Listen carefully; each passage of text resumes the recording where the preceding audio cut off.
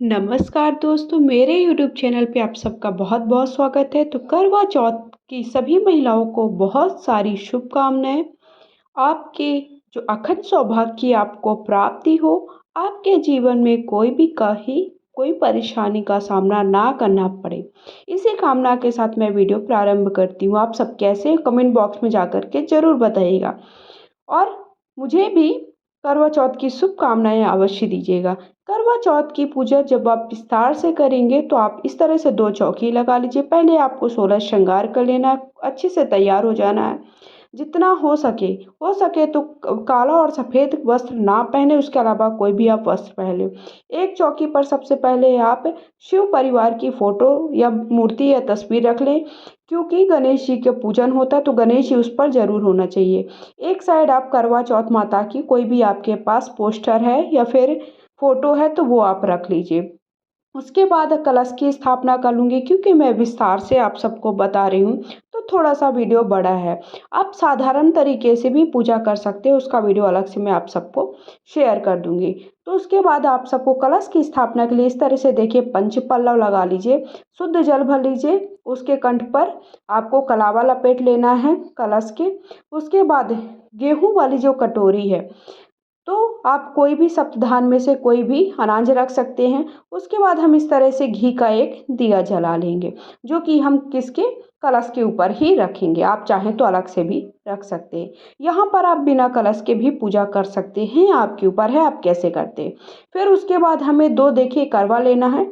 अगर आप चाहें तो दोनों मिट्टी के करवा ले सकते हैं, या फिर एक मिट्टी का या पीतल का एक करवा ले सकते हैं। जो पीतल का करवा है वो हमें सुबह पूजा करके उसको भर देना है। उसका अच्छे से पहले हल्दी कुमकुम से उसका पूजन कर दें, उसमें दूध, शक्कर और थोड़ा सा जल ये करके हमें भर कर रख देना। फिर उस तरह से देखिए पूजा के समय चाहे तो आप सुबह के समय चौकी लगा लीजिए, या फिर आप शाम के वक्त इस तरह से चौकी लगा लीजिए। और ये जो टोटी है, टोटी में हमें इस तरह से देखिए जो ये सीखें होती है, ये सीखें ज़रूर लेनी चाहिए।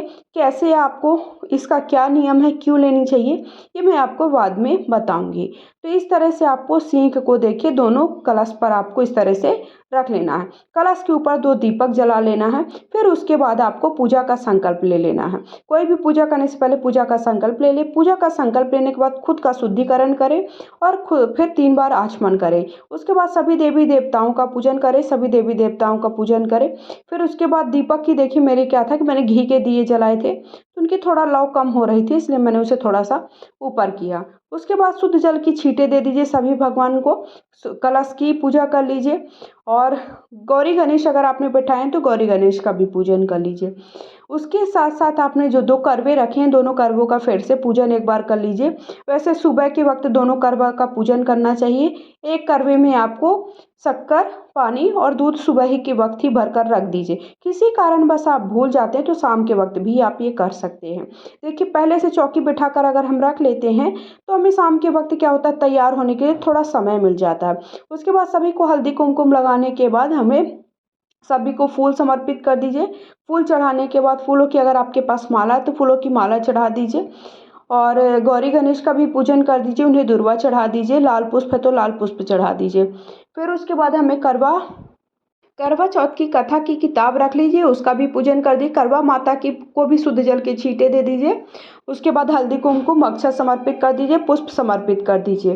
फिर उसके बाद जो आपने कथा की किताब रखी है उसका भी पूजन करना चाहिए। अगर आपके पास पान है तो पान में एक लौंग इलायची रख करके पान चढ़ा दीजिए। पान नहीं है तो उसके बिना भी आपका देखिए पूजन होगा। आपको मेन करवा चाहिए है, चलनी चाहिए है, और आपको करवा चौथ माता की अगर आपको फ़ोटो मिल जाए तो वो हो जाए, या शिव परिवार की फ़ोटो। उसके बाद श्रीफल चढ़ा दीजिए, क्योंकि साल भर का जो व्रत त्यौहार होता है उसमें हमें श्रीफल चढ़ाना चाहिए इस तरह से। फिर उसके बाद चलनी का भी पूजन कर दीजिए। देखिए सभी भगवान का रूप होते हैं, सभी में भगवान का भाव लेते हुए हमें सभी को अच्छे से सभी का पूजन कर देना हम। तो इस तरह से उनको भी हल्दी कुमकुम लगा दीजिए। शिव जी को हल्दी कुमकुम नहीं लगता, इसलिए मैंने उन्हें चंदन लगा दिया है। उसके बाद धूप दिखा दीजिए। ये साल 2023 में देखिए करवा चौथ का व्रत 1 तारीख को पड़ा, अर्थात 1 नवंबर को पड़ा, दिन बुधवार पड़ा है।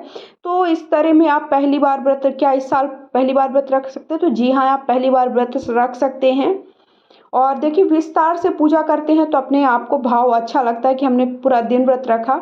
उसके साथ साथ आप सास को बायने में देखिए क्या निकालना चाहिए और पहली बार व्रत के क्या नियम हैं, ये सारे वीडियो चैनल पर आप सबको मिल जाएंगे। उसके बाद जनेऊ चढ़ा दीजिए, अगर जनेऊ है तो आप गणेश जी को जनेऊ चढ़ा दीजिए। वो जो भी आपके पास फल फूल हैं वो फल फूल चढ़ा दीजिए, इस तरह सभी भगवानों के पास। और उसके सभी को फल फूल चढ़ाने के बाद ये देखिए कुछ श्रृंगार की सामग्री है जो कि करवा माता के लिए मैंने अलग से रखी है, और सास को जो आपको देना है वो सास को बायने वाली अलग है।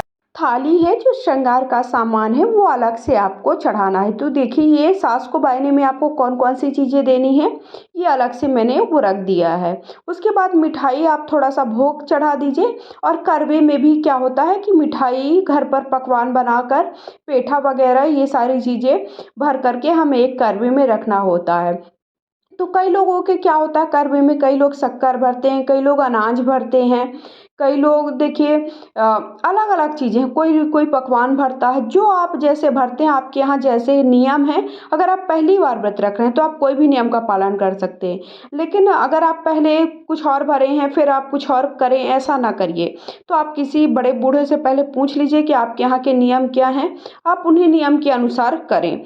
अगर आपके यहाँ ये नियम हैं तो ही आप वो नियम करना चाहिए। अब हमें करवा कैसे फेरना है, देखिए ये सारी पूजा करने के बाद हमें कथा पढ़ लेनी है। हाथ में थोड़ा सा गेहूँ और थोड़ा सा फूल ले लेना है, उसके बाद कथा पढ़ लेनी। कथा का वीडियो आप सबको जल्दी चैनल पर मिल जाएगा।